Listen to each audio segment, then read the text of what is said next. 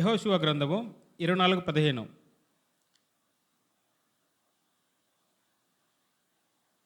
నన్ను చదవమంటారా? నేనును నా ఇంటి వారును యెహోవాను సేవించెదము. ఇదే మేజర్. ఉందా? అక్కడ కనపడిందన్నా? కనపడిందా? లాస్ట్లో ఉంటుంది చూడండి. నేనును నా ఇంటి వారును యెహోవాను సేవించెదము. నేను నా ఇంటి వారు ఎక్కడ ఉంటాం? దాన్నే యేసుక్రీస్తు ప్రభువుల వారు ఏమంటారంటే, యెహోవా సృష్టించిన ఒక మంచి బాంధవ్యం అనమాట. దాన్నే ఏమంటారు? బంధం అంటారు. దాన్నే ఏమంటారంటే కుటుంబం అంటారు. కుటుంబ బంధం ఎవరు ఏర్పాటు చేశారు? దేవుడే ఏర్పాటు చేశాడు. ఎక్కడ కుటుంబ బంధం ఏర్పాటైంది? మొదటగా ఆదాములో, ఏదెను చోట. ఓకేనా? ఏదెను తోట వాళ్ళకి ఏమైంది? ఆడ కుటుంబం అయింది అనమాట. ఆ కుటుంబంలో ఎవరెవరు ఉన్నారు? ఆదాము, అవ్వ. ఎందుకు సృష్టించారయ్యా మానవుల్ని? ఎందుకు సృష్టించారు? మనం ఫలించి అభివృద్ధి చెందండి అని చెప్పేసి బైబిల్ సెలవిస్తూ ఉంది, లేకపోతే దేవుడు సెలవిస్తూ ఉన్నాడు. కానీ మనం దేనికి సృష్టించబడినాము? మనం దేవునికి ఎందుకు సృష్టించబడినాము? స్తుతి, మహిమ, ఘనత, ప్రభావాలు, ఆరాధనలు ఇవన్నీ ఎవరికి? ఎవరు చేయాలి? అంటే జంతువుల్ని చేస్తే ఏమవుతుంది? లాస్ట్లో ఆరో రోజున మనిషిని చేశాడు దేవుడు. దేనికి? మనకు ఒక వాక్ ఇచ్చాడు. మనకు దేవుడు ఏమిచ్చాడు? తెలివినిచ్చాడు. మనకేమిచ్చాడు? వివేచన శక్తినిచ్చాడు. పక్కనోడిని ప్రేమించే గుణం ఇచ్చాడు. పక్కనోడిని ద్వేషించేది కూడా నీలో నుంచి తెచ్చుకోండి. దేవుడు ఇవ్వలేదు అది ప్రేమ. అయితే ఇవన్నీ చెప్పేది దేనికంటే, ఎందుకోసము దేవుడు సృష్టించాడు? దేవుణ్ణి మహిమపరచడానికండి. దేవుని ఏం చేయాలి మనము? మహిమపరచడం. మహిమపరచడమే కాకుండా దేవుడి గురించి ఎవరు చెప్తారు? ఇప్పుడు ఫర్ ఎగ్జాంపుల్ నా కొడుకు ఉన్నారు. ఇప్పుడు ఎవరు నీలయ్య సార్ అంటున్నాడు, వాళ్ళ కొడుకు అంట పెద్ద సేవకుడు అయినాడంట అని చెప్తున్నాడు. ఎవరు చెప్పింటారు? నీలయ్య సార్ కొడుకు అయినా కానీ ఎవరు చెప్పింటారు? నీలయ్య సార్ చెప్తేనే వస్తుంది కదా. ఫర్ ఎగ్జాంపుల్ నా బిడ్డంది ఇక్కడ, ఓకేనా? ఆమె ఏం చెప్తుంది? ఈరోజు నేను వాక్యం చెప్తా ఉన్నాం. ఇప్పుడు ఫర్ ఎగ్జాంపుల్ నాగేంద్ర సార్ కానీ నేను కానీ వాక్యం చెప్తా ఉన్నాం. ఇప్పుడు చంటి బిడ్డలు వింటూ ఉన్నారు. ఏం చేస్తున్నాం మనం? వాక్యాన్ని నాటుతూ ఉన్నాం వాళ్ళ హృదయాల్లో. కానీ నీళ్ళు పోసే వాళ్ళు ఎవరు? ప్రభువే. నీరు పోస్తారు. కానీ ఆ నీరును తీసుకొని ఫలించాలన్నమాట. కాబట్టి ఇది కుటుంబం యొక్క ప్రాధాన్యత ఉండేది. కుటుంబం యొక్క ప్రాధాన్యత అయితే నేను చెప్పదలుచుకున్నాను అనమాట. ఓకే, మంచి కుటుంబానికి ఎవరు కేంద్ర బిందువుగా ఉంటారు? ఎవరు కేంద్ర బిందువుగా ఉంటారు? ఓకే, ఇంకా వెరీ గుడ్. చూడు ఎంత సీనియరో, మనం ఆయన చూసి నేర్చుకోవాలి మనం. దేవుడు అంట కుటుంబానికి కేంద్రము తండ్రి అయినా కానీ కుటుంబాన్ని సృష్టించేది, కుటుంబాన్ని చేసేది, ఇంతవరకు మనం డిస్కస్ చేసుకునేది దేవుడే. సరే, ప్రపంచానికి మొత్తానికి దేవుడే. యేసుక్రీస్తు ప్రభువాని అందే అంత సృష్టించింది. ఈ సృష్టి అంతా యేసుక్రీస్తు ప్రభువారే. Okay okay. కేంద్ర బిందువు ఎవరయ్యా అంటే యేసే కదా. నేను సృష్టించింది, నేను వచ్చింది కూడా దేనికోసము? యేసు వల్లనే. అవునా? ఆయన ప్రేమను చూడడానికి, మనం కూడా ఆయన దగ్గరికి చేరడానికి, తండ్రి దగ్గరికి చేరడానికి యేసుక్రీస్తు ప్రభువు వారు మన దగ్గరికి వచ్చారు. ఓకే, ఇప్పుడు అనుకుందాము, ఒక కుటుంబానికి కేంద్ర బిందువు ఎవరుగా ఉండాలి? దేవుడిని కేంద్ర బిందువుగా చేసుకోవాలి మనం. ఓకేనా?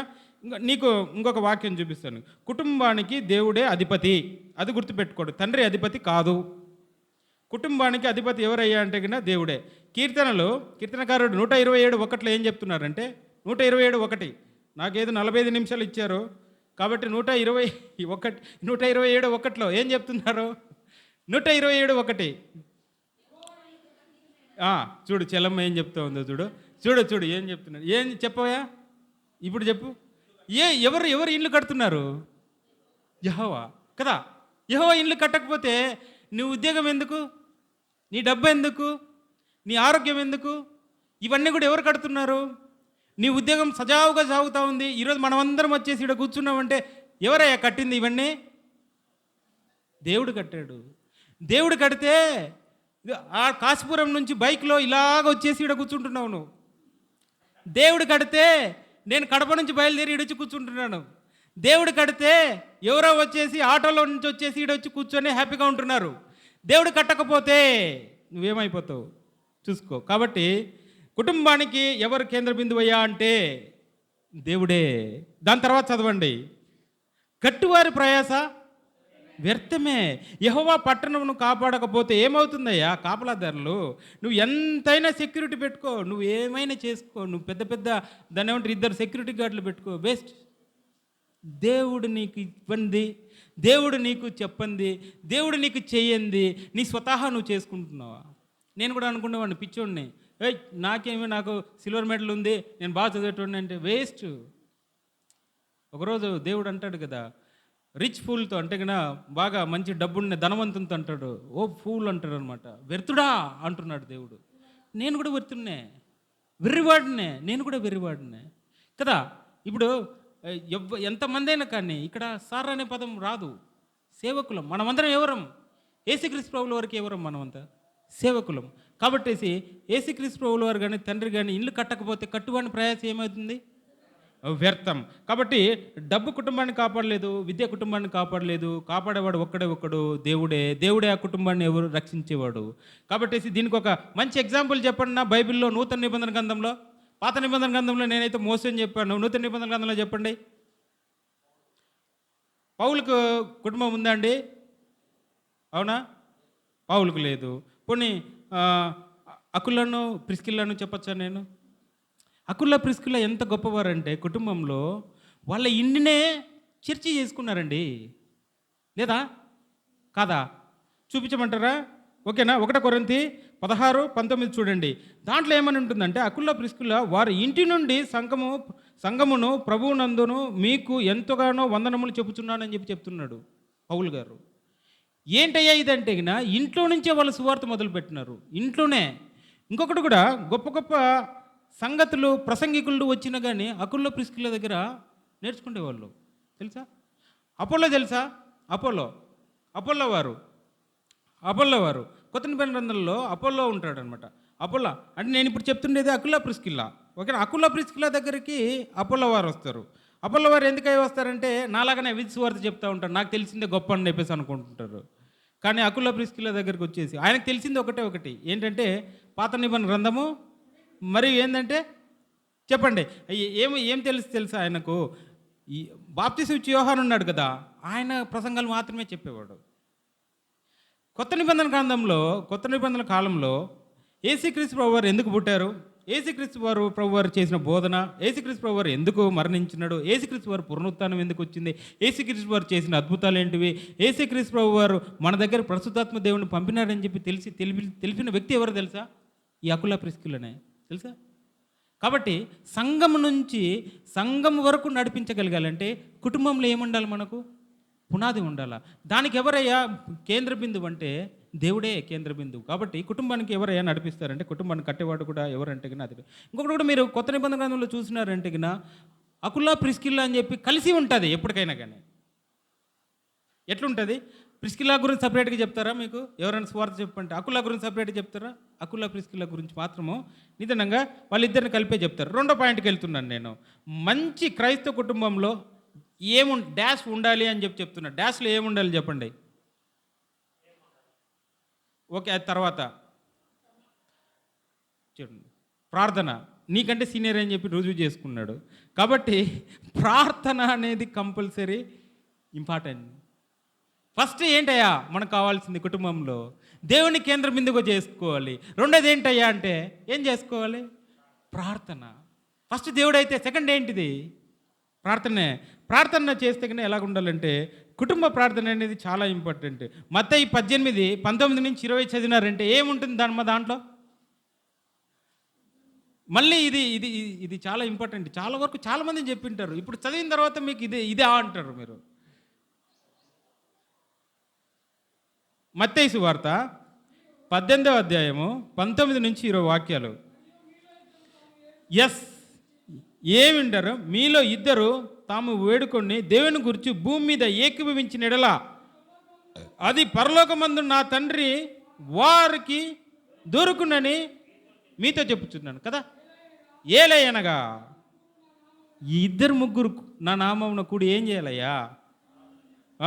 3-4 కూడా అక్కడ ఎవరు వాళ్ళ మధ్యలో ఏముంటారంట? దేవుడు ఉంటాడంట. మళ్ళీ ఇంకొకటి ఏం చేస్తున్నాడంట? దేవుడు అలా ప్రార్థన వింటున్నాడంట. కాబట్టి ఫస్ట్ కేంద్ర బిందువు దేవుడు అయితే సెకండ్ ఏంటి? ఇంపార్టెంట్ థింగ్ ఈజ్ ప్రార్థన. కాబట్టి చెప్తున్నారు, ఏమని చెప్తున్నారంటే గిన, మీరు ఇద్దరు ముగ్గురు కూడి నన్ను ప్రార్థిస్తే నన్నైతే ఏదైతే అడుగుతారో అది కావాలి. ఇంకొకటి కూడా చెప్తా ఉన్నాడు 19వ వచనంలో ఏం చెప్తున్నారంటే 19లో మీరు ఏకీభవించాలా ఫస్ట్ అని చెప్తున్నారు. ఫస్ట్ మీరు ఏకీభవించి ప్రార్థన చేయాలా. ప్రార్థన చేస్తే తర్వాత తండ్రి వింటాడు. తండ్రి వినడమే కాకుండా మీకు కావాల్సినవి దయచేస్తాడు అనమాట. ఐకమత్యం ఉండాలి ప్రార్థనలో. ఇంకొకటి ఏంటంటే ఐకమత్యంతో మనం ప్రార్థన చేస్తే సమస్యలు తగ్గుతాయి. ఒకరినొకరు పోరాడుకునే శక్తి అనేది కూడా మనకు తగ్గిపోతుంది అనమాట. తగ్గిపోవడమే కాకుండా మీకు ఇంకొకటి కూడా చెప్తాను చూడండి. దీనికి మంచి ఎగ్జాంపుల్ ఏందయ్యా నూతన నిబంధనలు అంటే, కొత్త నిబంధనల గ్రంథంలో ఏంటి మంచి ఎగ్జాంపుల్? కొర్నేలి కుటుంబం తెలుసా మీకు? కొర్నేలి కుటుంబం ఏం చేశారు? ఇటలీ పట్టణపు శతాధిపతి ఆయన ఏం చేస్తున్నాడు తెలుసా? ఆయన ఏం చేసిన అపోస్తుల కార్యంలో 10:2లో అతడు తన ఇంటి వారితో కూడా దేవుని యందు భయభక్తులు గలవాడై ప్రజలకు బహుధర్మము చేయుచు. దేవుని యందు భయభక్తులు గలవాడు మరియు ఏం చేస్తున్నాడంటే ప్రజలకు బహుధర్మము చేయొచ్చు. ఎల్లప్పుడూ దేవుడిని ప్రార్థన చేయొచ్చు ఉండేవాడు. ఎల్లప్పుడూ పేతురు వాళ్ళ ఇంటికి వచ్చేసి ప్రసంగము ప్రార్థన చేస్తూ ఉంటే ఆ ఇంటి మీదకి ఏమొచ్చిందయ్యా? పరిశుద్ధాత్మ దేవుడు ఏమైనాడు తెలీదా? ప్రార్థన చేస్తే పరిశుద్ధాత్మ దేవుడు దిగి రావాలి. ప్రార్థన చేస్తే పరిశుద్ధాత్మ దేవుడు మనలోకి రావాలి. అలాగ మనం ప్రార్థన చేయాలి, ఏకీభవించి ప్రార్థన చేయాలి. కుటుంబ సభ్యులు ఎలాగ ఉండాలంటే ఏకీభవించి ఒకరినొకరికి ప్రార్థన చేయడం అనేది మనకు చాలా శ్రేయస్కరం. ఐకమత్యం పెరుగుతుంది, సమస్యలు తొలగిపోతాయి. దేవుని సన్నిధి అంటే పరిశుద్ధాత్మ దేవుని తలంపులు, పరిశుద్ధాత్మ దేవుని ఒక వాక్యం, పరిశుద్ధాత్మ దేవుడు మిమ్మల్ని మీ హృదయాలని నడిపిస్తాడని చెప్పేసి బైబిల్ అయితే మీకు సెలవిస్తుంది. ఇంకొకటి కూడా చెప్తాను చూడండి, మూడవది చెప్తాను చూడండి. మంచి క్రైస్తవ కుటుంబంలో డాష్కి ప్రాధాన్యత ఇవ్వాలి. డాష్కి ప్రాధాన్యత ఇవ్వాలి. ఇందుకు ప్రాధాన్యత ఇవ్వాలి. నేనే చెప్తానులేండి, ఇంకెందుకులేండి. వాక్యానికి ప్రాధాన్యత ఇవ్వాలి. నేను చెప్పిన దాంట్లో తప్పుందా? వాక్యానికి ప్రాధాన్యత ఇవ్వాలి. వాక్యం ఏం చెప్తుంటే అది ప్రాధాన్యత ఇవ్వాలి. మంచి క్రైస్తవ కుటుంబంలో వాక్యానికి ప్రాధాన్యత ఇవ్వాలి. చెప్పండి, ఇప్పుడు వాక్యానికి ప్రాధాన్యత ఇవ్వాలంటే కన్నా ఏం చెప్పాలి? కీర్తన గ్రంథంలో మీకు ఒకటి వాక్యం గుర్తు రావాలి. ఇప్పుడు అనా వాక్యం గుర్తు రావాలి. 119, 105. నీ వాక్యము నా పాదములకు, ఇంకా చెప్పండి ఏది కదా, ఏముండాలయ్యా? నీ వాక్యము నా పాదములకు. నాకైతే దీపమే, కానీ నేను చదువుతున్నప్పుడల్లా నా తప్పులు ఎత్తిపడతా ఉంది వాక్యం కదా. వాక్యము ఎలాంటిదంటే అద్దం లాంటిది. వాక్యం ఎలాంటిదంటే సుత్తి లాంటిది. వాక్యం ఎలాంటిదంటే పాల లాంటిది. వాక్యం ఎలాంటిదంటే తేనె లాంటిది. వాక్యం ఎలాంటిదంటే మంట లాంటిది. ఫైర్, నీలో నుంచి ఫైర్ వస్తుంది. వాక్యం ఎలాంటిదంటే ఖడ్గమయ్యా. వాక్యం ఇవన్నీ చేస్తుంది. నీలో ఉండేది ఏం చేస్తుంది? తప్పులు తీసేస్తుంది. తప్పులు తీసేయడం కాకుండా వాక్యం నేను ఏం చేస్తుందంటే ఒక దారి చూపిస్తుంది. నీలో ఉండే పాపాలను గుర్తిస్తుంది. నీ కుటుంబాన్ని ఏం చేస్తుంది తెలుసా? వాక్యము కడుతుంది. వాక్యం ఏం చేస్తుంది తెలుసా? కడుతుంది. కాబట్టి మనము మన కుటుంబస్తులమే కాకుండా, మన చిన్నపిల్లలనే కాకుండా, మన వృద్ధులు కూడా ఏం చేయాలా? వాక్యాలు. ఇప్పుడు ఫర్ ఎగ్జాంపుల్ నా దగ్గర చాలామంది యవనస్తులు ఉన్నా కానీ చాలామంది వృద్ధులు ఉన్నారు. నాకంటే బైబిల్ చాలా పాండిత్యం తెలిసిన వాళ్ళు ఉన్నారు కదా. మీ ముందర నేను నిలబడి వాక్యం చెప్తున్నానంటే నేనైతే నన్ను నేను సరి చూసుకొని నేను మరీ వస్తాను నేను పైకి కదా. ఎందుకంటే నా అనుభవం చాలా తక్కువ, 5 years 6 years అంతే సువార్త చెప్పడంలో. మీరు ఎన్ని సంవత్సరాల నుంచి చేస్తున్నారు? నా వయసు మహా అయితే 39 ఏళ్ళు, మీకైతే 30 ఏళ్ళు వాక్యాన్నే చెప్పింటారు మీరైతే కదా. వాక్యంనే నడిపించుకుంటారు. అలాంటప్పుడు నేను ఇంకొక మాట చెప్తాను చూడండి. ఒక కుటుంబం ఉందండి నూతన నిబంధనల్లో, అంటే కొత్త నిబంధనల కాలంలో ఒక కుటుంబం ఉంది. ఆ కుటుంబం ఏంటంటే వాళ్ళవ్వ, వాళ్ళమ్మ, మనవడు, ముగ్గురు వాక్యం పైనే కాన్సన్ట్రేషన్. ఇప్పుడు చెప్పండి ఎవరు అయింటారు? తిమోతి కదా. తిమోతి కుటుంబము ఎంతగా ఉండిందంటే వాళ్ళ అమ్మమ్మ లోయి, వాళ్ళ తల్లి యునికే, ఈయన తిమోతి ఎంతగా చేశారంటే వాళ్ళు 2 తిమోతి 3:14 ప్రకారము పరిశుద్ధాత్మ లేఖములను, అంటే పరిశుద్ధ లేఖములను బాల్యం నుండి నువ్వు ఎరుగుదువు అని చెప్పేసి బైబిల్ వాక్యం మనకు సెలవిస్తూ ఉంది. కాబట్టి చిన్నప్పటి నుంచి ఏం చేస్తున్నారు తెలుసా? ఆయనకు ఏం చేస్తున్నారు? వాక్యాన్ని ఎట్లాగా అవపోసులు పట్టించారంటే కనుక మొత్తము వాక్యము ఆయనకు నింపేశారనమాట. ఇంకొకటి కూడా నువ్వు చూసావంటే కనుక 2 తిమోతి 1:5లో నీలో ఉన్న నిష్కలమైన విశ్వాసము మొదట నీ అమ్మమ్మ అయిన లోయలోను నీ తల్లి అయిన ఎనికేలోను వసించెను అని చెప్పేసి అక్కడ మనకు చెప్తూ ఉంటుంది. ఇప్పుడు ఆ తిమోతి కూడా చూడండి, ఒక మంచి కాపరి అయినాడు, ఒక మంచి ప్రవక్త అయినాడు. ప్రవక్త కాదు కానీ ఒక మంచి కాపరి అనుకోండి, ఒక మంచి సంఘ కాపరిగా, మనకు పెద్ద కాపరిగా మనకు కొత్త నిబంధన గ్రంథంలో మనకు వాక్యం అయితే సెలవిస్తూ ఉంది. కాబట్టి మనం కూడా ఏం చేయాలా?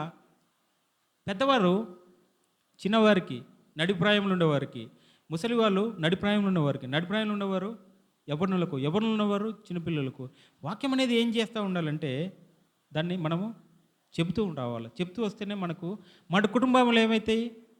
కట్టబడతాయి, దేవుడికి మనకు కేంద్ర బిందువుగా తయారవుతాయి అన్నమాట. ఇంకొకటి కూడా చూడండి, అట్లాంటి ఇల్లు కట్టి తిమోతి ఎంత బాగా ప్రావీణ్యుడైనాడంటే లేఖనములు చిన్నప్పటి నుంచి ఆయనకు అవపోసపడేట్టుగానే ఉన్నాయన్నమాట. ఇంకోటి కూడా ఇల్లంతటి కూడా మనం ఏం చేయాలంటే దేవుణ్ణి మనము ప్రార్థించేవాడుగా ఉండాలి, దేవుణ్ణి మనము స్తుతించేవాడిగా ఉండాలన్నమాట. ఈ మధ్య ఒక రీసెంట్ సాంగ్ కూడా ఉంటుంది, మీకు ఒక మంచి పాట కూడా, క్రైస్తవ కీర్తనలు కూడా ఉంటాయి. నేను నా ఇల్లు నా ఇంటి వారందరూ మానక స్తుతించెదము, నేను నా ఇల్లు నా ఇంటి వారందరూ మానక స్తుతించెదము, నిన్ను కనుపాపవలె నన్ను కాచి నేను చెదరక నువ్వు మోసావు స్తోత్రం, నిన్ను కనుపాపవలె నన్ను కాచి నేను చెదరక నువ్వు మోసావు స్తోత్రం, నేను నా ఇల్లు నా ఇంటి వారందరూ మానక స్తుతించెదము. కాబట్టి మనం ఏం చేయాలి? మన ఇంటి వారు అందరము ప్రభువుని ఎల్లప్పుడూ మనము స్తుతిస్తూ ఉండాలి.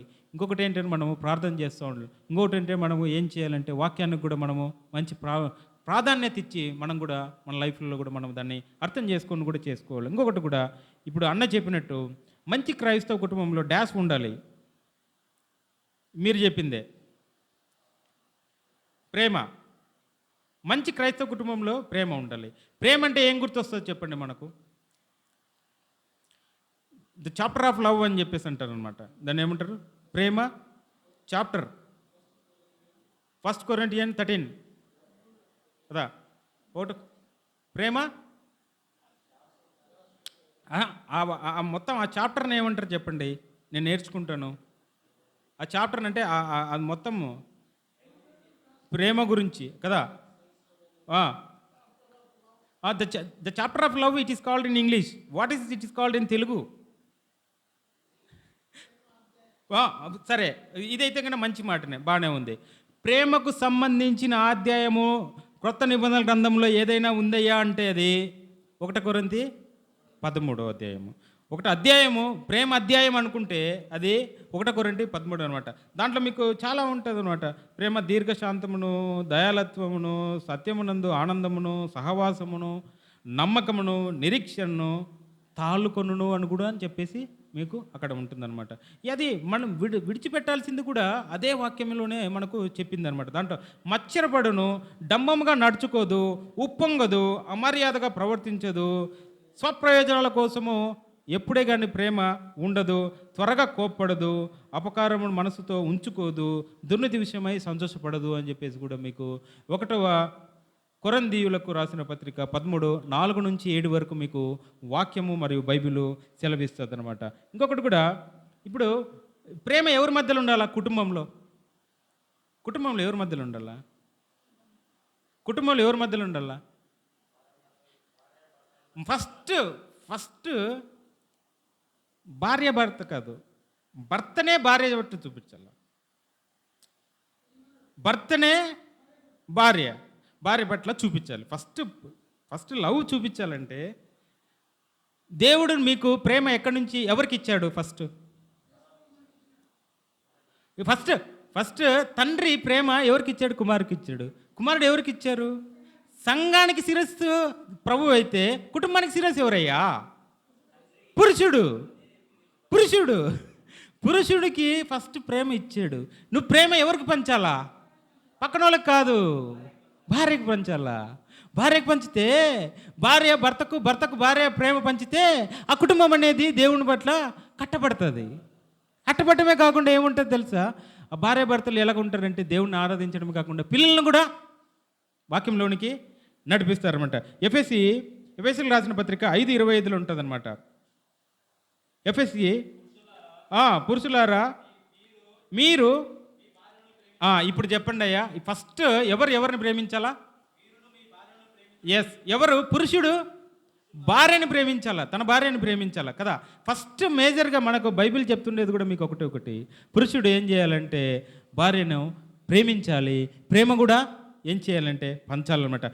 ఇంకొకటి కూడా ఏం చెప్తున్నాడంటే మీ భార్యలను ప్రేమించుడు అటువలే క్రీస్తును సంఘమును ప్రేమించెను అని చెప్పేసి కూడా అక్కడ ఉంటుందన్నమాట. ప్రేమ లేని ఇల్లు ఎవడైనా ఉంటుందా? ప్రేమ లేని ఇల్లు చూడగలమా? ప్రేమ లేని సమాజం చూడగలమా? ప్రేమ లేని సంఘం చూడగలమా?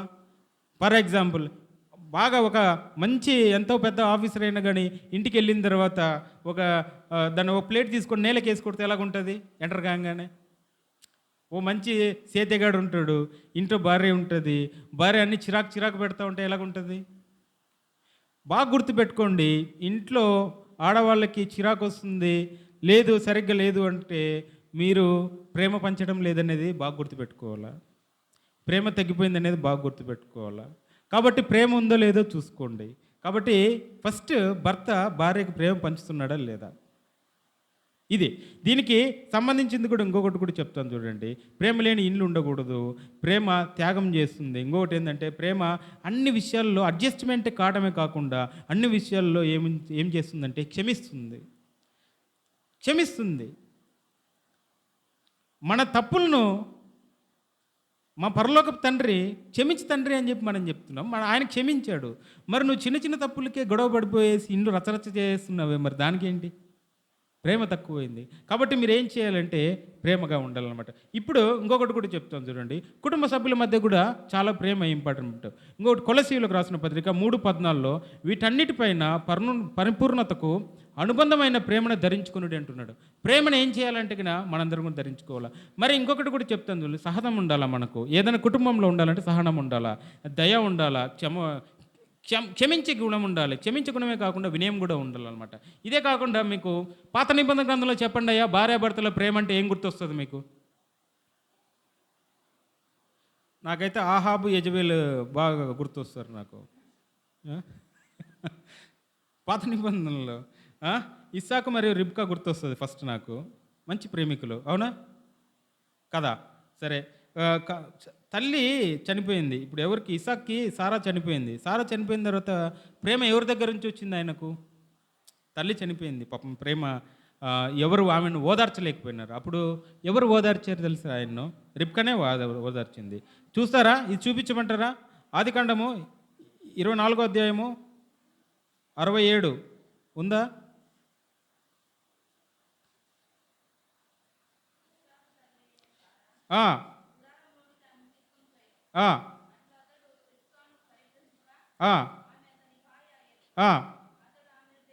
అతడు ఆమెను ప్రేమించెను.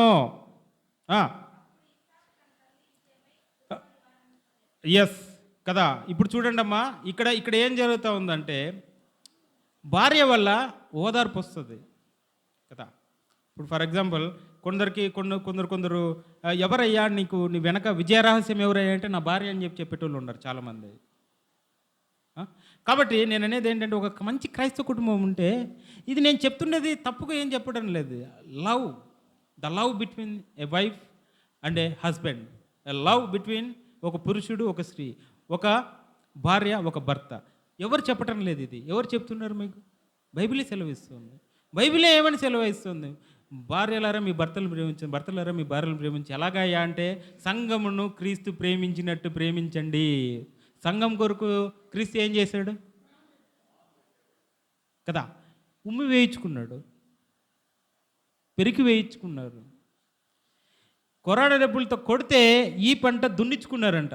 ఇప్పుడు మంచి వర్షం పడింది, ఈ పొలం ఎట్ట దున్నడం అంటే తెలుసా మీకు? ఎముకలు కనపడేంత వరకు ఆ చిన్న ఉండే మాంసపు ముద్దలు ఉంటాయి, అది మొత్తం లాగి వేసేంత వరకు ప్రేమించాడు. మరి నువ్వు ప్రేమిస్తున్నావా? ఒకసారి తట్టి చూసుకోండి. రెండవది నేను ఏం చెప్పగలనంటే ఇంకొక ఎగ్జాంపుల్, యాకోబు మరియు రాహేలు. యాకోబు మరియు రాహేలు కూడా ఎంతగా ప్రేమించినాడు, అంతగా ప్రేమించినాడు. రాహేల్ కోసం ఏం చేశాడమ్మా ప్రేమ? 7 సంవత్సరాలు ప్రేమించినాడు. ఫస్ట్ 7 సంవత్సరాల వరకు లాభానికి ఆయన ఆయన ఆయన ఇంటి దగ్గర అన్ని పనులు చేసి పెట్టాడు. మళ్ళీ మళ్ళీ 7 సంవత్సరాలు, 7 + 7 14 సంవత్సరాలు ఆమె ప్రేమ కోసమే ఆయన చేశాడనమాట. అలాగనే పరమగీతంలో మీకు తెలుసు, పరమగీతంలో ఎవరికి ప్రేమిస్తున్నారు? దేవుడే సంఘాన్ని ప్రేమిస్తున్నాడు. పరమగీతంలో మీరు అర్థం చేసుకోవాల్సి ఈ సందర్భంలో ఏమని అర్థం చేసుకోవాలంటే అది మీరు అర్థం చేసుకోవాలి. ఇంకొకటి 5వ దానికి నేను దాటిపోతున్నాను. 5వది ఏంటంటే మంచి క్రైస్తవ కుటుంబంలో పరస్పర గౌరవం ఉంటుంది అనమాట. పరస్పర గౌరవం అంటే భార్యాభర్తలు, భర్త భార్యను గౌరవించుకోవాలి. ఫస్ట్ మీకు మీరు గౌరవించుకోకపోతే మీకు సమాజంలో గౌరవం ఎలా దొరుకుతుంది? సమాజంలో ఎలా గౌరవం వస్తుంది? మీకు మీరు ఫర్ ఎగ్జాంపుల్ మీ భర్త గురించో మీ భార్య గురించో పక్కన ఇంటి దగ్గరకు పోయేసి నువ్వు ఏదైనా చెప్పినావు అనుకో, పోనీ ఇంటి దగ్గర అరుగులు ఉంటాయి, ఇంటి దగ్గర సాయంత్రం పూట అయ్యేటాలకు అందరూ గుమిగూడి ఉంటారు. ఏదైనా ఒక చిన్న మాట మాట్లాడితే ఎలాగుంటుంది ఒకసారి గుర్తుపెట్టుకోండి. క్రైస్తవ సమాజంలో ఇలాంటివి చేయకుండా మీరేం చేయాలంటే, భార్య అంటే భర్త, భర్త అంటే భార్య, మీరిద్దరే చూసుకోవాలి. ఇంట్లో పక్కనోడు సరిచేయడు, పక్కనోడు పుల్లలు పెట్టడం ఎక్కువ. పక్కనోడు మీరిద్దరు కొట్టుకుంటుంటే వాడికి ఇన్ని సంపుగా ఉంటుందేమో నాకు తెలీదు. ఎందుకంటే నేను బైబిల్ ప్రకారంగా చెప్తున్నది ఏంటంటే, వాళ్ళిద్దరికీ ఏకంగా ఉంటే కన్నా వారి మధ్యలో ప్రభువు ఉండటమే కాకుండా పరిశుద్ధాత్మ దేవుడు దిగి వస్తుందని చెప్పి కొర్నేలు కుటుంబం ద్వారా మనకైతే కన్నా ఇప్పుడు రుజువైంది. ఎలాగ ప్రేమించాలనేది పాత నిబంధన గ్రంథం మొత్తం చెప్తోంది. ఎలా ప్రేమించాలి అని చెప్పేసి క్రీస్తు వారు కూడా మన పట్ల, సంఘం పట్ల చూపించినది కూడా మీకు అందరికీ రుజువు అవుతూ ఉంది. కాబట్టి మంచి క్రైస్తవ కుటుంబంలో ఏంటంటే పరస్పర గౌరవం ఉండాలన్నమాట. భార్య అంటే భర్తకు, భర్త అంటే భార్యకు. ఇక్కడ నేను మీకు ఒక వాక్యం వివరించాలని చెప్పేసి నేను అనుకుంటున్నాను. చూడండి, భార్య భర్తను భార్యను ఎలా గౌరవించాలనేది 1 పేతురు పత్రిక 3:7 చూడండి.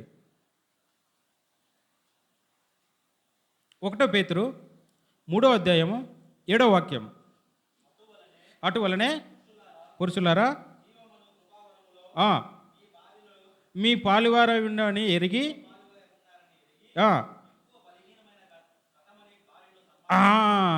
ఏమన్నాలమ్మా, ఏం చెప్తా ఉంది కొత్త నిబంధన గ్రంథంలో ఏం చెప్తా ఉంది చూడండి. మళ్ళీ ఇంకొకసారి చదవన్నా. ఎక్కువ బలహీనమైన ఘటమని భార్యను సన్మానించి, ఓకేనా, మీ ప్రార్థనలకు అభ్యంతరము కలగకుండానట్లు జ్ఞానము చొప్పున వారితో కాపురము చేయుడి. బలహీనమైన ఘట్టం అంటే ఏంటి? బలహీనమైన ఘట్టం అంటే మీరు అర్థం చేసుకోవాల్సిన విషయం ఏంటంటే ఒకటి బలహీనమైన ఘట్టం ఈజ్ నథింగ్ బట్, ఒక గ్లాస్ తీసుకొని కింద పడేస్తే ఏమవుతుంది? బలహీనమైన ఘట్టం. ఒక కుండ తీసుకొని మనం గిన అన్న పైన కూర్చోండి, కుర్చీలు ఖాళీగా ఉన్నాయి, పైన కూర్చోండి. బలహీనమైన ఘట్టం, బలహీనమైన వెజల్, బలహీనమైన ఒక పాత్ర, ఒక బలహీనమైన పాత్ర అని చెప్పేసి మనకు బైబిల్ ఏం సెలవిస్తూ ఉందంటే బలహీనమైన పాత్ర అని చెప్పేసి మాత్రం మీరు బాగా గుర్తుపెట్టుకోండి. ఆ బలహీనమైన పాత్ర కాబట్టేసి ఏం జరుగుతూ ఉందంటే భార్యను ఎలాగ చూసుకోవాలంటే చెప్తుంది తెలుసా బైబిల్? ఏం చెప్తుందన్నా? సన్మానించు అని చెప్తుంది. లేదా వాక్యం చదువుతున్నాం కదా, కరెక్ట్గా ఉంది. జ్ఞానం చెప్పినా వారితో కాపురం చేయుడు అని చెప్తుండేది. ఒక గృహిణిగా చూడకూడదు మనం ఎప్పుడే కానీ. ఆమె మనోభావాలు అర్థం చేసుకొని ప్రవర్తించాలి. ఆమె శారీరక సమస్యలు ఏంటో గమనించుకోవాలి. ఆమె మానసిక ప్రవర్తన ఏంటో మనము గుర్తుపెట్టుకోవాలి, ఎరిగి ఉండాలి. ఆమె అవసరత ఏంటో మనము అర్థం చేసుకునే వారుగా ఉండాలి. ఇంకొకటి ఏంటంటే ఎక్కువ బలహీనమైన ఘట్టం ఏంటంటే ఇంట్లో ఉండే ఎవరైతే మనతో పాటు భార్య ఉంటుందో ఆ భార్యనే బలహీనమైన ఘట్టం అని చెప్పి బైబిల్ మీకు సెలవిస్తుంది. ఇంకొకటి ఏంటంటే పాలువారం ఉన్నామని ఎరగండి. పాలువారమై ఉన్నామంటే ఏంటంటే రక్షణలో కూడా మనకు ఆమెకు ఈక్వల్, విశ్వాసం అనేది కూడా ఈక్వల్. ఇంకొకటి కూడా మీరు బాగా గుర్తుపెట్టుకోండి, కృపావరములు కూడా భార్యాభర్తలకి ఈక్వల్, అన్నీ ఈక్వల్. ఆకుల్లా ప్రిస్కిల్లా ఇద్దరు ఈక్వల్. ఇక్కడ భార్య భర్త భార్య. సమాజంలో చాలామంది ఈరోజు కొందరేమో ఒక భర్త చర్చికి వస్తున్నారు, భార్య ఇంటి దగ్గర చికెన్ వండుతూ ఉంది. రివర్స్ కూడా జరుగుతూ ఉంది. భార్య చర్చికి వస్తూ ఉంది, ఇంట్లో మగోడు కూడా చికెన్ వండుతూ ఉన్నాడు. It's not the thing. ఇద్దరు రండి, ఆదివారం అయితే తొందరగా లేయండి, తొందరగా లేసి ఇంట్లో పనులు ముగించుకొని రండి. అదేంటి సార్ మీరు మీ మేడం రాలేదు కదా సార్, మీ భార్య రాలేదు కదా సార్ అంటే, కొద్ది దూర ప్రయాణం వల్ల ఆమె రాలేకపోయింది, క్షమించాలి, సంఘం నన్ను క్షమించాలి, ఈసారి కంపల్సరీ తీసుకొస్తా. ఓకేనా?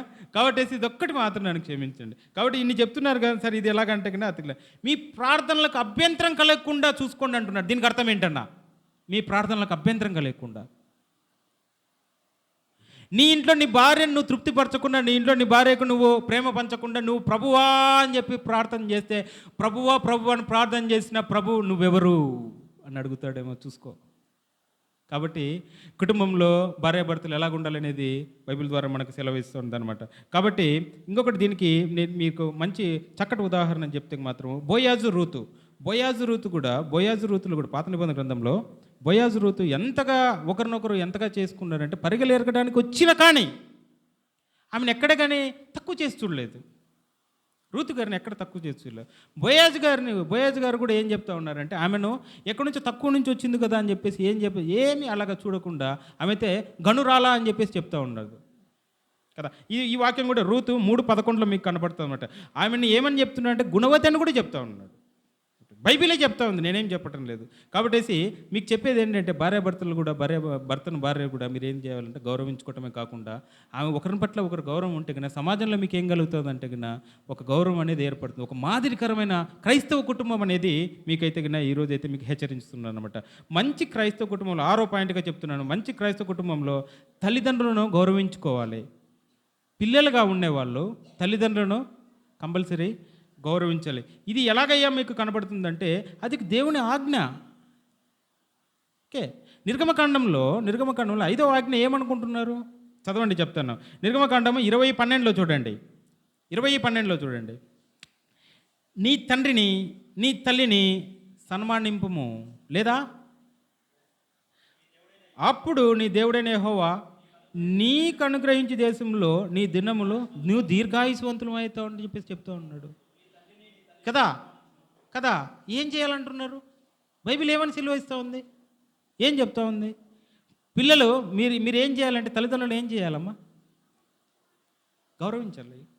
గౌరవించడమే కాకుండా ఏం చేయాలి తెలుసా? సన్మానించమని చెప్పేసి మనకి ఇక్కడ కరెక్ట్గా చెప్తా ఉందన్నమాట. ఇంకొకటి కూడా మీకు ఆశీర్వాదాలు రావాలన్నా కానీ తల్లిదండ్రులను ఏం చేయాలంటే మీరు సన్మానించాలన్నమాట. ఆశీర్వాదంతో కూడుకునే ఆజ్ఞ అని చెప్పేసి మాత్రం మీరు బాగా గుర్తుపెట్టుకోండి. ఇది ఇంకొకటి కూడా చెప్తాను చూడండి. ఎఫెసీయులకు రాసిన పత్రిక 6:1-3 ఉంటుందన్నమాట. పిల్లలారా ప్రభునందును మీ తల్లిదండ్రులు విధేయులై ఉండురు అని చెప్పి చెప్తా ఉంది. ఇది వాగ్దానంలో కూడా మొదటి ఆజ్ఞ అని చెప్పేసి కూడా చెప్తా ఉన్నది అనమాట బైబిల్. ఇంకొకటి కూడా మీకు చెప్తాను చూడండి. మంచి ఎగ్జాంపుల్ చెప్పండి. నూతన నిబంధనలో మంచి ఎగ్జాంపుల్ చెప్పండి. తల్లిదండ్రులను గౌరవించిన వ్యక్తి, తల్లి మాట ప్రకారమే వెళ్ళిన వ్యక్తి మన యేసుక్రీస్తు ప్రభుల వారే. 12 సంవత్సరాలప్పుడు యెరూషలేము యొక్క దేవాలయంలోకి వెళ్ళినప్పుడు 3 రోజులు కనపడలేదు. అవునా? 3 రోజులు కనపడకుండా, ఇప్పుడు ఫర్ ఎగ్జాంపుల్ ఈ చిన్న పాపనే మనకు తప్పిపోయింది అనుకో, 3 రోజులు కనపడకపోతే ఎలాగుంటుంది? మీరు తల్లి అయిన మరియా ఎంతగా బాధపడిందో, నాయన ఇంకా చెప్పకుండా వెళ్ళకరా, నాయన ఎక్కడికి వెళ్ళకు. క్రీస్తు ప్రభుల వారు ఏం చెప్తున్నారు? తండ్రి దగ్గర నుంచి డైరెక్ట్గా తండ్రి అయినా కానీ, పరలోకపు తండ్రి ఆయనకు డైరెక్ట్ తండ్రి అయినా కానీ, భూమిపైన తల్లి అయిన మరియా చెప్పిన మాట ప్రకారము 12 సంవత్సరాల నుంచి 30 సంవత్సరాల వరకు బయటికి వెళ్ళకుండా ఆమె మాట ప్రకారమే ఆ ఇంటి దగ్గరనే ఉన్నాడు. కాదా? అవునా? కదా. కాబట్టి మనం ఏం చేయాలంటే కింద తల్లిదండ్రులకు లోబడి ఉండటమే కాకుండా తల్లిదండ్రులని మాట వినాలా, తల్లిదండ్రులకు కూడా మనము గౌరవం ఇవ్వాలా. ఇంకొకటి కూడా ఏంటంటే తల్లిదండ్రులను అవమానిస్తే ఏం జరుగుతుంది అనేది కూడా బైబిల్ చెప్తుందండోయ్. తల్లిదండ్రులను అవమానిస్తే ఏం జరుగుతుంది తెలుసా? సామెతలు, ద బుక్ ఆఫ్ ప్రొవర్బ్స్, సామెతలు 30:17 చూడండి.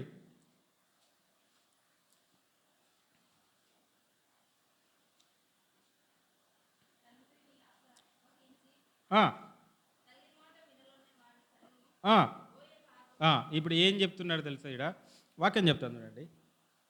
బైబిల్ మనకేమని సెలవిస్తుందంటే తండ్రిని ఎగతాళి చేయు కన్నును లోయ కాకులు పెరిగివేయును అని చెప్పేసి ఉంటుందన్నమాట. అంటే ఏంటి సార్?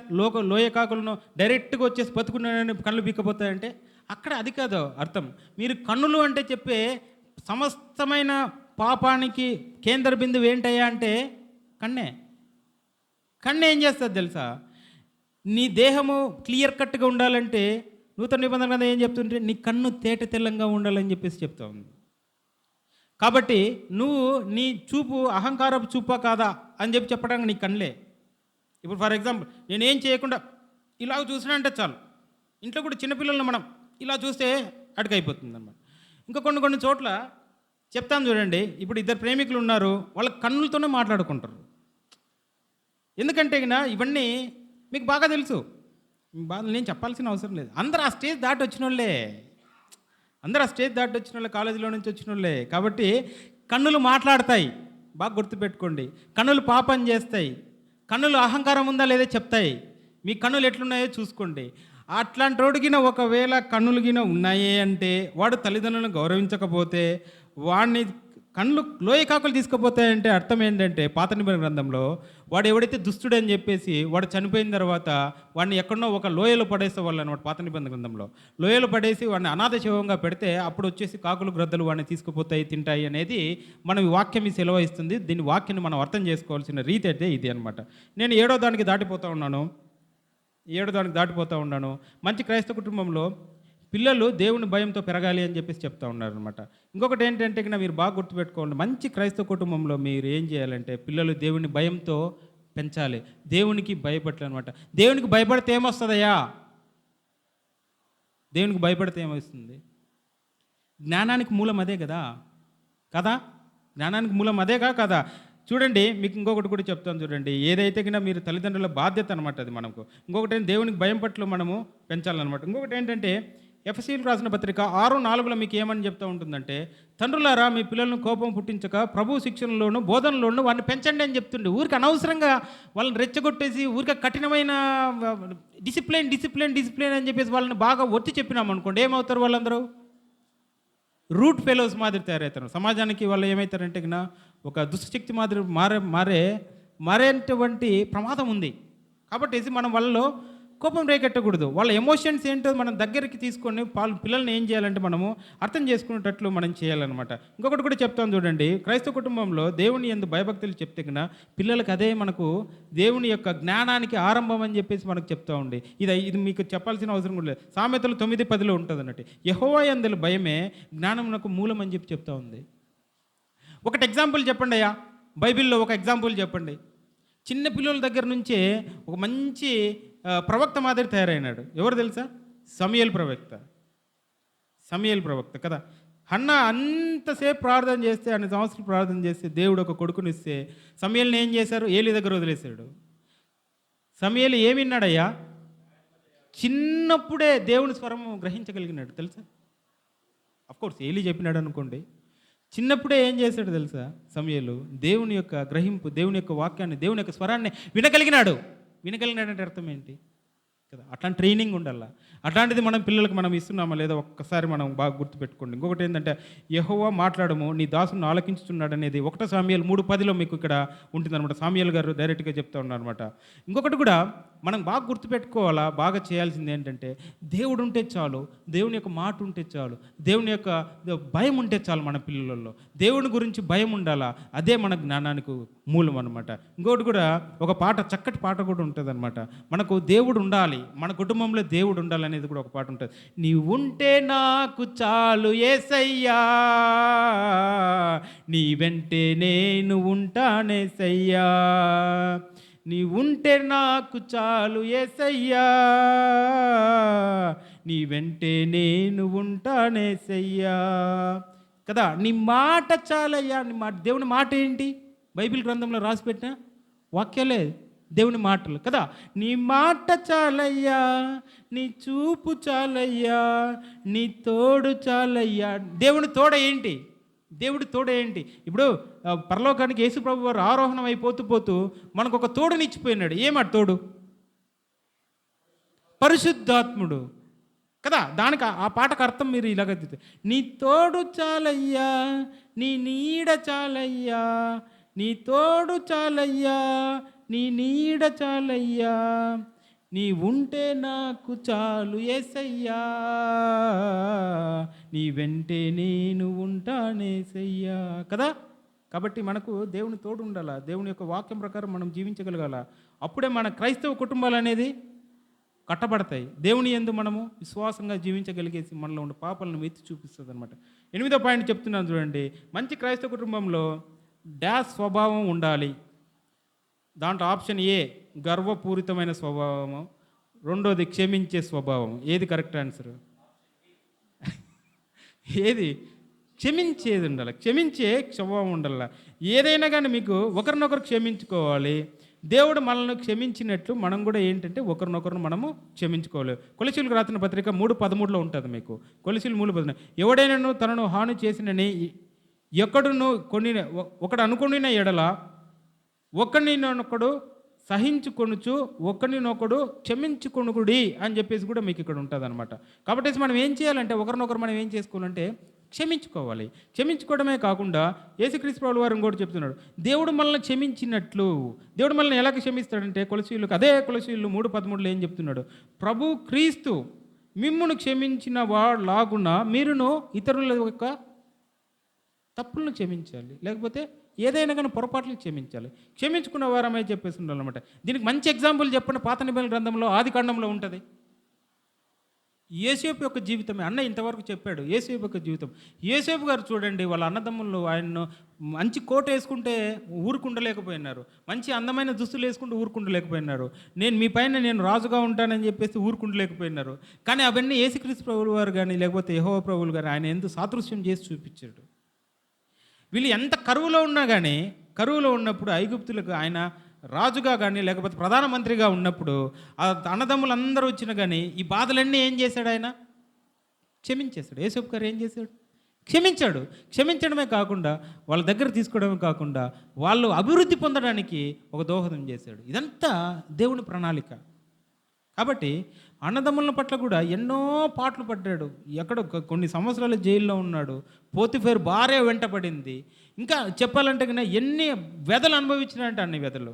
ఎన్నో రోజులు ఆ గోతిలో ఉన్నాడు యేసప్ప గారు. ఇవన్నీ దానికి కారణం ఎవరు? వాళ్ళ అన్నదమ్ములే, వాళ్ళ అన్నలే. కానీ ఆయన ఏం చేశాడు? మళ్ళీ తర్వాత క్షమించాడా లేదా? క్షమించేసి ఆయన ఒక ఫ్యామిలీ ఒక గ్రోత్ కావడానికి ఒక మూల స్తంభం అయినాడని చెప్పేసి మనం ఈ క్షణంలో మీరు అర్థం చేసుకోవాలి. అది మీకు ఎక్కడ కనబడుతుందంటే ఆదికాండము 50వ అధ్యాయం 20 నుంచి 21 ఉంటుంది. భయపడకుడే, నేను మిమ్మల్ని మీ పిల్లలను పోషించేదననే స్టేజ్కి యేసప్ప గారు వచ్చారు. యేసప్ప గారు రావటమే కాకుండా దేవుని యొక్క కుటుంబము, దేవుని కుటుంబంలో తలంపులు, దేవుని యొక్క పెంపుదలాలు మన పిల్లలను పెంచిన కానీ యేసప్ప వల్లే వాళ్ళు ప్రకాశించే వాళ్ళుగా మనం ఉండాలని చెప్పేసి మీకు నేను గుర్తు చేస్తున్నాను అనమాట. ఇంకొకటి, మంచి క్రైస్తవ కుటుంబంలో ఐక్యత ఉండాలి. నేను ఇప్పుడే చెప్పున్నాను మీకు. ఐక్యత ఎలాగ ఉండాలి అంటే రూతును బోయాజు నయోమిని వదిలిపెట్టినారా? వాళ్ళు వదిలిపెట్టలేదు. కాబట్టి ఎక్కడి నుంచో వచ్చినా కానీ ఇప్పుడు చూడండి, రూతు ఎక్కడి నుంచి వచ్చింది? వేరే బ్లడ్ రిలేషన్, వేరే వాళ్ళకి తల్లిదండ్రులు. నయోమి వాళ్ళకి ఏజ్ గ్యాప్ లేకుండా. ఇప్పుడు చూడండి, అత్త కోడళ్ళు ఉంటున్నారా ఒక ఇంట్లో? ఎట్లా కొట్టుకుంటున్నారు? ఎలా ఉంటున్నారు? ఫర్ ఎగ్జాంపుల్ ఒక తల్లి కూతురు కూడా కొట్టుకుంటున్నారు, పొందకలేదు. కానీ ఆ కాలంలోనే నయోమిను ప్లస్ రూతమ్మ ఇద్దరు ఎంత పొందికగా ఉన్నారు. వాళ్ళిద్దరు పొందిక చూసేసి బోయాజు కూడా అదే కుటుంబంలోనే అక్కడే ఉన్నారు కదా. యేసుక్రీస్తు ప్రభువు వారి వంశావళిలో ఆమె పేరు ప్రస్తావించింది కదా. ఎంత బాధ్యత. కాబట్టి కుటుంబం ఉండాలంటే కానీ అలాగ ఉండాలన్నమాట. లాస్ట్ది నేను చెప్తున్నాను, ఇంకా నేను ముగిస్తాను. ఇంకొకటి కూడా చెప్తాను చూడండి, మనకు సంబంధించిన సంఘాలకు సంబంధించినది కూడా చెప్తాను చూడండి. కీర్తనలో 133:1 ఉంటుంది. కీర్తనలు 133:1 నేనే చదవమంటారా? సహోదరుల ఐక్యత కలిగి నివసించుట ఎంత మేలు, ఎంత మనోహరము. ఒకసారి గుర్తుపెట్టుకోండి, మన కోయిలకుంట్లో కూడా వాక్యం అంటే ఇలా చెప్తారు. ఒకరినొకరు చూసుకుంటారా అంటే కన్నా ఎలాగా చూసుకుంటున్నారో ఒక్కసారి అర్థం చేసుకోండి. ఇలా చూసుకుంటారు, ఇలా వెనక్కి తిరిగేసి ఏమేమి మాట్లాడుకుంటారో ఒక్కసారి చూడండి. బైబిల్ అయితే కన్నా ఆ వాక్యం గురించి అయితే అలా చెప్పటం లేదు మీకు. సహోదరుల ఐక్యమత్యము ఎలాగుండాలి తెలుసా? ఎంత మేలు అనేటట్టు ఉండాలా, ఎంత మనోహరం అనేటట్టు ఉండాలా. ఒక్కసారి చర్చిలో మనం ఈ బోధ చేయటమే కాదు, బోధకుడా నిన్ను నువ్వు బోధించుకోవా, వైద్యుడా నీకు నువ్వు చికిత్స చేసుకోవా అని చెప్పేసి కొత్త నిబంధన గ్రంథాలు మనకు సెలవిస్తుంది. కాబట్టి మన తప్పులు మనం చూసుకోండి. ఇంకొకటి కూడా చెప్తాను చూడండి, ఎప్పటికైనా కానీ 3 ప్రేటల తాడు త్వరగా తెగిపోదు. ఇది 3 పూటల తాడు అంటే కానీ ఏంటి అనుకుంటున్నారు? మంగళసూత్రం అనుకుంటున్నారా? అనేది లేనే లేదు కదా. మంగళసూత్రమే లేదు, క్రిస్టియానిటీలో మంగళసూత్రం లేదు. మీరు పెట్టుకుంటున్నారు, అది ఇంకా మనం ఏం చేయలేము, దాని గురించి నేనేం మాట్లాడలేను. కానీ 3 పేటల తాడంటే ఒక కుటుంబంలో ముగ్గురు ఉంటే, ముగ్గురు ఒకటే రకంగా ఉంటే, ఒకటే భావాలతో ఉంటే, క్రీస్తునందు ప్రార్థన చేస్తే, క్రీస్తే మా సొంత రక్షకుడని అంగీకరిస్తే ఆ పేటల తాడనేది తెగిపోదు. ముగ్గురులో ఒకరిని మరణించినా కానీ వారైతే యేసుక్రీస్తు ప్రభు వారి దగ్గరికి చేరుతాడు, మనం కూడా అక్కడికి వెళ్తామని చెప్పేసి ఆ బంధం తెగిపోదు అనేది మనము గుర్తుపెట్టుకోవాలని చెప్పేసి ఈరోజు వాక్యం మీకు సెలవిస్తుంది. లాస్ట్ చెప్తాను, దీంతో నేను ముగిస్తాను. మంచి క్రైస్తవ కుటుంబము ప్రపంచానికి సాక్షిగా ఉండాలి. ఎలాగ ఉండాలి? ప్రపంచానికి సాక్షిగా ఉండాలి, దాంట్లో వెలుగుగా ఉండాలి, ఉప్పుగా ఉండాలని చెప్పి చెప్తూ ఉండేది. కుటుంబమే మొదటి పరిచర్య చేయాలి. కుటుంబంలో నుంచే పరిచర్య అనేది మనకు స్టార్ట్ కావాలి. వెలుగుగా ఉండాలి. మత్తయి సువార్త 5:16 చూడండి. మనుషులు మీ సత్క్రియలను చూచి పరలోకమందు నీ తండ్రి మహిమపరుచున్నట్టు నువ్వు వెలుగుగా వారికి మొదటి ప్రకాశం ఇవ్వు అని చెప్పి చెప్తా ఉంది కదా. ఫస్ట్ మీరు ఏముండాలయ్యా అంటే కన్నా వెలుగుగా ఉండాలి కదా. మీ తండ్రి క్రియలు మీలో ప్రత్యక్షపరచాలి. ఇంకోటి ఏంటంటే కుటుంబమే మొదటి పరిచర్య అనమాట. 1 తిమోతి 3:4-5 తన ఇంటి వారిని బాగా ఏలువాడై ఉండాలన్నమాట. ఇంటివాడు బాగా ఏలాలంటే ఏం చేయాలా? నేను ఒక ఎగ్జాంపుల్ చెప్తాను చూడండి. దీనికి ఎగ్జాంపుల్ చెప్పగలరా ఎవరైనా పాత నిబంధన గ్రంథంలో? నువ్వు నేను కూడా అక్కడి నుంచే వచ్చాం. మనం ఈరోజు భూమి మీద బతుకుండే వాళ్ళు మొత్తము నోవాహు ఒక ఫ్యామిలీ నుంచే బయటకు వచ్చినాం మనం అనేది బాగా గుర్తుపెట్టుకోవాలా. మహాజల ప్రళయం వస్తే 40 రోజులు వస్తే 40 రోజులు కంటే ముందు కొన్ని సంవత్సరాలు నోవా గారు, అయ్యా వర్షం వస్తుంది, వరద వస్తుంది, నేను పడవ బిల్డప్ చేస్తున్నాను, మీరు రెండయ్యా అంటే ఎంతమంది వచ్చారయ్యా? ఎంతమంది ఉన్నారయ్యా? అప్పుడు నోవాకు మనవరాలు ఉన్నారయ్యా? లేరు కదా. ఎంతమంది ఎక్కారయ్యా పడవ? 8 మంది మాత్రమే వెళ్ళారు. రెండో రాకడలో కూడా ఇలాంటి విషయాలే జరుగుతుంది. యేసుక్రీస్తు ప్రభువు వారు స్వయంగా చెప్తా ఉన్నాడు, ఇలాంటిదే ఉంటుంది. పెళ్లి చేసుకుంటారంట, పెళ్ళికి ఇస్తుంటారంట, విందులు ఉంటాయంట, వివాహాలు ఉంటాయంట, భోజనాలు ఉంటాయంట, తానాతందనాలు ఉంటాయంట, అన్నీ ఉంటాయంట. కానీ నోవహు లాంటి ఒక స్వరం వినిపిస్తూ ఉందా లేదా మీరు గ్రహించండి ఒకసారి. మత్తయి రాసిన సువార్త 13:13 యేసుక్రీస్తు ప్రభువు వారు చెప్పినట్టు మీ చెవులు ఏమైనా మందగిచ్చున్నాయేమో చూసుకోండి, మీ హృదయ కాఠినం ఉందేమో చూసుకోండి, గ్రహింపు లేకుండా ఉన్నారేమో చూసుకోండి, మీ కళ్ళకు అన్ని నిజాలు కనబడుతున్నా దాన్ని గ్రహించలేక మీ కళ్ళు మూడబోయి ఉన్నాడేమో చూసుకోండి. స్పిరిచువల్గా ఆధ్యాత్మికంగా మీ కన్నులు ఎక్కడున్నాయో చూసుకోండి ఒకసారి. మిమ్మల్ని మీరు చూసుకోండి. నోవాహు యొక్క ఫ్యామిలీ ఈరోజు ఎలాగుందయ్యా అంటే ప్రపంచానికి ఒక వెలుగుగా ఉంది. మన క్రైస్తవ కుటుంబానికి ప్రకాశవంత కుటుంబం ఏదైనా ఆదర్శంగా ఉందంటే నోవహు లాంటి కుటుంబం అనేది మీరు బాగా గుర్తుపెట్టుకోవాలని చెప్పి చెప్తున్నాడు. ఇంకొకటి కూడా, నోవహు కూడా ఎన్ని నిందలు పడి ఉంటాడండి, ఎన్ని క్షమలు పడి ఉంటాడు. అందరు నవ్వింటారు నోవహుని చూసి. ఈడేంటారు బాబు పడవ పెట్టడం ఏంటి? అరే దాన్ని ఏమంటారు, పశువులు ఆ ఓడలోకి వెళ్తూ ఉన్నాయి, మనుషులు ఓడలోకి వెళ్ళలేకపోయినారా?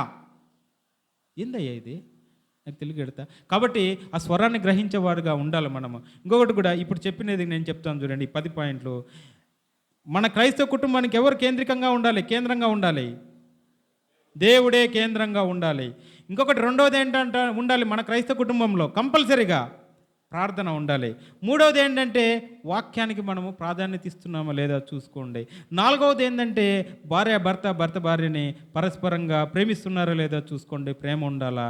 ఇంకొకటి కూడా తల్లిదండ్రులను సన్మానిస్తున్నారా లేదా చూసుకోండి. పిల్లలను భక్తి పరంగా కాదు కానీ దేవుని యొక్క జ్ఞానం కోసం మనం పెంచుతున్నామా లేదా చూసుకోండి. ఉద్యోగం దానంతట అదే వస్తుంది. మీ ఆరోగ్యాలు కూడా బాగుపడతాయి, మీ పిల్లలు కూడా బాగుపడతాయి, మీ కుటుంబాలు బాగుపడతాయి, సమాజం బాగుపడుతుంది. యేసుక్రీస్తు ప్రభువానికి మహిమ కోసం మనం బ్రతికేలాగా ఉండాలన్నమాట. పిల్లలను కూడా భక్తిగా పెంచండి. ఇంకొకటి కూడా క్షమించే గుణం అలవాటు చేసుకోండి. ఐక్యంగా ఉండండి. ప్రపంచానికి మన క్రైస్తవ కుటుంబంలో ఒక సాక్షిగా మారాలని చెప్పేసి ఈరోజు మీకు అందరికీ పరిశుద్ధాత్మ దేవుని ద్వారా మీతో మాట్లాడుతుంది, బైబిల్ మాట్లాడుతుంది. ఈ కొద్ది వాక్యాలు ప్రభువు దీవించి ఆశీర్వదించును గాక. తలలు వంచినట్లయితే అందరి కుటుంబాల కోసము మన కుటుంబం కూడా ఒక వెలుగైన కుటుంబము, ఒక మాదిరికరమైన కుటుంబంగా ఉండాలని చెప్పేసి నేను ప్రార్థన చేస్తున్నాను. కృపగల తండ్రి, మహిమగల రాజా, మీకే స్తోత్రం వందనాలయ్యా. ఇదిగోండి తండ్రి, మీకే స్తోత్రం వందనాలయ్యా. బంగారు పాదముల మీద మీకే స్తోత్రం వందనాలయ్యా. అవును తండ్రి, గడిచిన దినాలన్నీ మనల్ని సజీవ లెక్కలుగా ఉంచినండి బట్టి మీకు స్తోత్రం వందనాలయ్య తండ్రి. ఇదిగోండి తండ్రి, మా కుటుంబాలను కట్టండి అయ్యా. నువ్వే మాకు కేంద్ర బిందువు అయ్యా. నీ మహిమ మాలో ఉండాలయ్యా. మేము మీ మహిమార్థకంగా మేము దీవించాలి తండ్రి. మీ మహిమ కోసమే మేము బ్రతకాలి తండ్రి. నీ వాక్యం తట్లు మేమందరం తిరిగేటట్టు చూడండి తండ్రి. అవును తండ్రి, నువ్వే మాకు ఆదర్శంగా మేము ఉండాలి తండ్రి. అవును తండ్రి, వాక్యాన్ని కూడా వినే వాళ్ళను కూడా హృదయాలను తట్టండి తండ్రి. వాళ్ళ చెవులకు కూడా మంచిగా వినికిడి జ్ఞానం ఇవ్వండి తండ్రి. గ్రహించే హృదయాన్ని వాళ్ళకి ఇవ్వండి తండ్రి. అవును తండ్రి, 30 60 100 వాళ్ళ హృదయాలను నాటండి తండ్రి. అవును తండ్రి, మంచి క్రైస్తవ కుటుంబంగా, ఒక మాదిరికరమైన క్రైస్తవ కుటుంబంగా మేము ఉండేవారుగా చూడండి తండ్రి. అయ్యా గొప్ప దేవ, మీకే స్తోత్రం వందనాలు అయ్యా తండ్రి. మీకే మంచిగా మమ్మల్ని ఆశీర్వదించండి తండ్రి. అవును తండ్రి, ఈ రోజు అయితే ఆదివారానికి ఇంతమంది వచ్చిన్నారు తండ్రి. ఈ కుటుంబాలను మొత్తం ఆశీర్వదించండి తండ్రి. అవును తండ్రి, ఎటువంటి లోటుపాట్లు లేకుండా చూడండి తండ్రి. ఇవ్వండి తండ్రి. అవును తండ్రి, ఈ ఏదైతే పరిచర్య అయిపోయిన వెంటనే మళ్ళీ ఎక్కడైతే వాళ్ళ ఇంటికి వెళ్తున్నారో, అవును తండ్రి, దూర ప్రాంతాలకు వెళ్తున్నారో వాళ్ళందరినీ దీవించి ఆశీర్వదించండి అయ్యా. ఇదిగోండి తండ్రి, ఏదైతే ఉన్నారో ఈ కుటుంబాలను మొత్తం ఆశీర్వదించండి తండ్రి. అవును తండ్రి, ఎటువంటి లోటుపాట్లు లేకుండా ఆరోగ్య విషయంలో కానీ, లేకపోతే ఇరుకు కానీ, ఇబ్బంది కానీ, లేకపోతే డబ్బు విషయంలో కానీ, లేకపోతే ఏదైతే సంతానం విషయంలో కానీ, ఏదైతే పిల్లల విషయంలో కానీ ఏదైతే లోటు ఉందో ఆ లోటు మొత్తం తీర్చివేయండి తండ్రి. అవును తండ్రి, మేమైతే పాపాత్ములం తండ్రి. మాలో పాపం ఉంది తండ్రి. అవును తండ్రి, నువ్వైతే మమ్మల్ని ప్రేమించావు తండ్రి. మాలో ఉండే పాపాన్ని ప్రేమించలేదు తండ్రి. మేము పాపాత్ములం తండ్రి. మా పాపాన్ని తీసివేయండి అయ్యా. ఇదిగోండి తండ్రి, మాకు క్షమించే హృదయం ఇవ్వండి తండ్రి. అవును తండ్రి, మేము కూడా 10 మంది క్షమించేవారంతటిగా చూడండి తండ్రి. మాకైతే ఏ అర్హత లేదు తండ్రి, కానీ మీరు పంపిన ఏకైక రక్షకుడు అవును తండ్రి, మీ అద్వితీయ కుమారు ద్వారా మేము వాడుకోవడానికి మాకు హక్కు కల్పించిన తీరుని బట్టి మీకు స్తోత్రం వందనాలయ్యా. అవును తండ్రి, మా కోసం మీరు మీ కొడుకు మీ తండ్రి మీ తండ్రి ద్వారా మాకు పంపిన కొడుకు మా కోసం ఎన్నో శిలువ యాగాలు చేసుకుని తండ్రి. అవును తండ్రి, మరణించారు తండ్రి. మా పాపాల నిమిత్తం మరణించారు తండ్రి. మా కోసమే ఆయన శిలువ ద్వారా రక్తం కార్చాడు తండ్రి. ఇది కూడా తండ్రి, మేమైతే ఈ ప్రార్థనని మనస్ఫూర్తిగా, అవును తండ్రి, హృదయపూర్వకంగా, అవును తండ్రి, మా తండ్రి అయిన ప్రభు అయిన యేసుక్రీస్తు ద్వారా అడిగి మరీ వేడుకొనుచున్నాం మా తండ్రి. Amen, amen.